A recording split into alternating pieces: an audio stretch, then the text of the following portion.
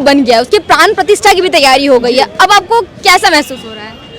ये जान के बहुत ही अच्छा लगता है कि हमारे इस पवित्र भूमि में, हमारे भारत की पवित्र भूमि में राम मंदिर जो हमारा सबसे प्रथम मुद्दा था हमारी सरकार का, वो फाइनली बन रहा है, बन चुका है एक्चुअली। एंड ये सुन के बहुत खुशी होती है। लेकिन जब आप ये सुनती हैं कि विपक्षी दल अपने घर के सामने में राम विरोधी पोस्टर लगाते हैं, तब आपको कैसा महसूस होता है? इंस्टिगेट करने की बात है कि मतलब एक आरक्षण करना है, एक लोगों के दिलों में मतलब डिवाइड करना है सबको। तो ये भी तो हिंदू मुस्लिम ही खेल रहे हैं, ये लोग भी तो गेम खेल रहे हैं, ये भी राजनीति कर रहे हैं धर्म के नाम पे। अगर ये चीज़ बन रही है, हमारा सनातन धर्म है, बहुत इंक्लूसिव है, हर किसी को एक साथ लेके चलता है, हम सब एक कदम एक साथ लेके चलते हैं। सो अगर ये मंदिर बन रहा है तो उनको क्या आपत्ति हो रही है? मेरे समझ के तो बाहर है। लेकिन वही लालू यादव के बेटे तेजस्वी यादव ये कहते हुए नजर आ रहे हैं, अगर राम जी चाहते तो खुद 4-5 मंदिर नहीं बनवा लेते, जो मोदी जी इसके आड़ में आकर के अपना लोकसभा इलेक्शन में वोट लेना चाहते हैं। अगर राम जी चाहते हैं तो 4-5 मंदिर बनवा लेते हैं। वो क्या राम जी के सहपाठी थे? वो क्या उनके साथ बड़े पले हैं जो उनको आइडिया है कि वो क्या चाहते थे, उनकी क्या प्राथमिकता थी, उनकी क्या इच्छा थी, मनोकामना थी? उनको था अपनी बीवी को बचाना, उनके अलग मुद्दे थे, और धर्म को इस्टेब्लिश करना, ये उनके मुद्दे थे।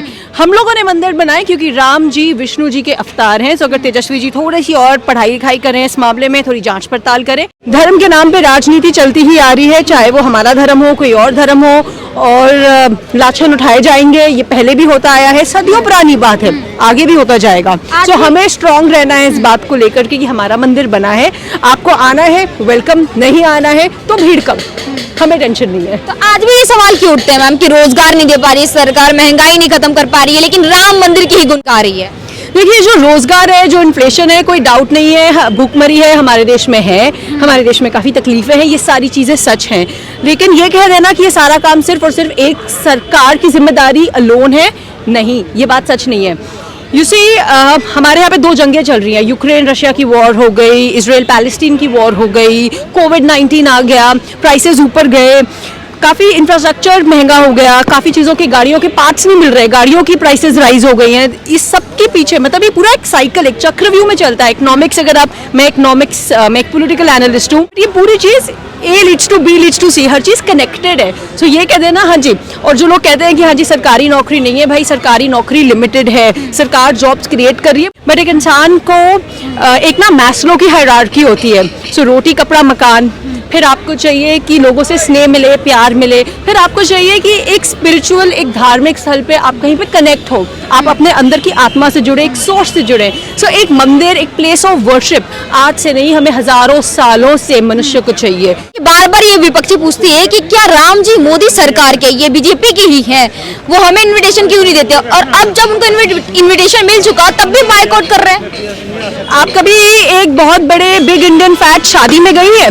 कोई ना, कितना भी कर लेना, घर वाले जिनकी शादी होती है, बेटी की शादी है, कितना भी कोई काम कर लेना, कोई ना कोई हमेशा रुसा हुआ होगा, फूफड़, जीजे, मामे, कोई ना कोई हमेशा परेशान होगा, चाहे आप उनको कितना भी निमंत्रण दे दीजिए, कुछ भी कर लीजिए। योगदान उनका शायद नहीं होगा शादी में, योगदान नहीं होगा ना सजावट में, ना खाना खिलाने में, ना गेस्टों को देखने में, लेकिन दिक्कत जरूर होगी।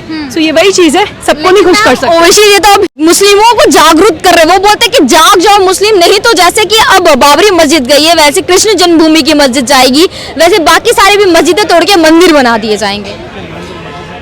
ये बात पहले से ही ऐलान कर देना या डिसाइड कर देना कि ऐसा होगा, ये बात भी सही नहीं है। ये भी कहीं ना कहीं एक डर, एक दहशत फैला रहा है लोगों के मन में, उनके माइंड में कि हाँ जी ये चीज हो जाएगी। So not true. राम मंदिर से और सालों से 90s हुआ है ना, आपको तो रोजगार की जरूरत होगी, रोजगार की भी जरूरत है, पर अपने स्पिरिचुअल, अपने धर्म की भी जरूरत है। भाई उससे अगर वो ही नहीं है, अगर हमारा वजूद ही नहीं रहा, हमारे रूट्स ही नहीं रहे, तो फिर हमारा एम्प्लॉयमेंट का काम ही क्या है? Everything is not materialistic. आप बताओ क्या फायदा? मैम, अयोध्या में राम मंदिर बन रहा है, ठीक है, वहाँ लोग घूमने जाएंगे, फिर वहाँ सामान भी खरीदेंगे, रिक्शे वाले, ट्रैवल का इतना मतलब रोजगार बन ही नहीं रहा। मेरे हिसाब से अगर आदमी काम करना चाहता है ना तो कर सकता है। तुम्हारे पास कोई स्किल नहीं है, घर बैठ के तुम्हें सिर्फ बकवास करनी है, तो उसके बाद तो तुम बेरोजगार ही रहोगे।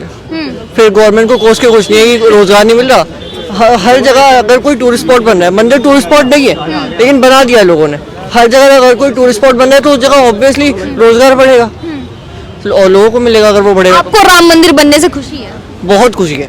500 साल जो लोगों ने इतना मेहनत करी है राम मंदिर के लिए, और फिर 1990 में गोलियां वगैरह चली, इतने लोग मरे, मुलायम सिंह यादव ने भाई साहब गोलियां चलवा दी लोगों पे। तो आपको क्या लगता है विपक्षी का भी एक स्टेटमेंट आ रहा है कि वो बॉयकॉट कर रहे हैं राम मंदिर का जो पहली बार थोड़ी हो रहा है, 500 सालों से चल रहा है, जब से बाबर ने मंदिर तोड़ा है। उसके बाद कभी भी मोदी जी को, बीजेपी को छोड़ के कोई ऐसा है, जब मोदी जी ने बोला था कि मंदिर वहीं बनाएंगे तब भी लोग यही कह रहे थे कि भाई साहब डेट नहीं बता रहे, डेट नहीं बनाए, डेट भी बता दिया, बन भी रहा है, और अब क्या चाहिए तुम्हें, मंदिर बन रहा है। मोदी सरकार में आपको सबसे अच्छी बात क्या लगती है? मोदी सरकार में सबसे अच्छी बात है कि कोई पार्शियलिटी नहीं है। लोग कहते हैं कि रिलीजन के बेस पे होता है सब कुछ, लेकिन मुझे नहीं लगता ऐसे रिलीजन के बेस पे होता है, क्योंकि पहला जो उनका कार्यकाल था उसमें 3 तलाक पे काम करा गया था, और अगर सिर्फ रिलीजन के बेस पे होता तो सिर्फ हिंदू के लिए काम करते, फिर 3 तलाक क्यों हटाया जाता। सिंपल सी बात ये है, ठीक है। और दूसरी बात, मैं हिंदू हूँ, हम लोग बहुत सप्रेस होते हैं, ठीक है, 80% थे 2011 में, अब और भी कम हो गए होंगे, उसके बाद सेंसस हुआ नहीं है, तो कितने सप्रेस होंगे। मतलब 500 सालों में इतनी लड़ाई करके भी अब मंदिर बन रहा है, और अगर इनका जैसे मस्जिद टूट गई तो गोलियां चलवा दी। हिंदुओं ने कब गोली चलाई, मंदिर टूटा फिर मंदिर बनाया, मंदिर टूटा फिर मंदिर बनाया, कब तक सहेंगे। लेकिन मोदी जी के राज में हमें सहना नहीं पड़ रहा है, हमें अपनी आवाज उठानी तो आ रही है, ये सिंपल बात। अच्छा, मतलब आप आ रहे हो। लेकिन राहुल गांधी तो बोलते हैं डेमोक्रेसी नहीं है, राइट ऑफ स्पीच खत्म होती जा रही है इंडिया में। अब बोलने के लिए कुछ तो चाहिए ना, मतलब उनके लिए नहीं है ना। अच्छा, उनके लिए नहीं है। उनके लिए नहीं है, उनको जब उनको वोट नहीं मिली तो डेमोक्रेसी कहाँ से आएगी। अच्छा। तो उन्हें हाँ बुद्धि गिर गई उनकी। अच्छा, बुद्धि गिर गई। भारत जोड़ो यात्रा में, देश से पढ़ के आए हैं वो तो। भारत जोड़ो यात्रा में उनकी बुद्धि गिर गई और लोगों के कदमों के नीचे रुन गई है वो। भाई अब तो नया दिलवा रहे हैं वो, क्या भारत नया? नया यात्रा निकाल रहे हैं। कुछ नहीं, भारत बोलता कौन है? राहुल गांधी जी कब भारत बोलते हैं? राहुल गांधी ने कब भारत बोला है? कि कोई और देश है पूरी दुनिया में जिसका अपनी लैंग्वेज में कोई और नाम है और इंग्लिश में कोई और नाम है? सिर्फ भारत ही है ना ऐसा। अब भारत बना दिया उसमें भी दिक्कत है, इंडिया अलायंस बना दी। भारत तो बोलो, इंडिया इंडिया इंडिया इंडिया क्या है? इंडिया इंडिया ब्रिटिशर्स ने नाम रखा है ना, तो भारत बोलो ना जो अपना नाम है, उसमें भी दिक्कत है। तो अब क्या भारत का नया भारत कहाँ से लाएंगे जब भारत का असली नाम ही नहीं बोल रहे, तो नया भारत कैसे बनेगा? मतलब आएंगे तो मोदी जी आएंगे। मोदी जी आएंगे, वो आने चाहिए। मतलब घर के बाहर पोस्टर लगता है राम मंदिर के विरोध में, तब कैसा महसूस होता है? राम मंदिर का विरोध तो किसी भी दल को नहीं करना चाहिए, क्योंकि वो किसी दल से जुड़ा हुआ मुद्दा नहीं है, देश की भावनाओं से जुड़ा हुआ मुद्दा है, तो उस पर किसी का विरोध करना नहीं लगता कि ठीक है, वो कोई भी पार्टी हो। लेकिन बिहार के जो पूर्व सीएम रह चुके हैं यानी कि लालू यादव, उनके घर के बाहर एक विरोध में पोस्टर लगा होता है जिसमें वो कहते हैं कि मनोवाद आ जाएगा दोबारा, जैसे बाबरी मस्जिद बनने के पहले थी मनोवाद, वही मनोवाद मोदी जी दोबारा लेकर के आ रहे देश में। नहीं, ऐसा कुछ होने नहीं वाला, उससे कोई फर्क नहीं पड़ता, क्योंकि राम मंदिर किसी एक सरकार की इच्छा से तो बना नहीं है, ये सब लोगों की प्रेरणाओं से, अपनी लोगों की इच्छाओं को देखते हुए सब आगे जा रहे हैं। अलग अलग दलों के विपक्षी दल को क्या कहेंगे जो बार बार ये कहती है कि राम जी क्या सिर्फ बीजेपी सरकार के भगवान है, हमारे नहीं है, और बार बार इन्विटेशन मांग रहे थे, जब इन्विटेशन दिया जा चुका है तब बाइकआउट कर रहे हैं।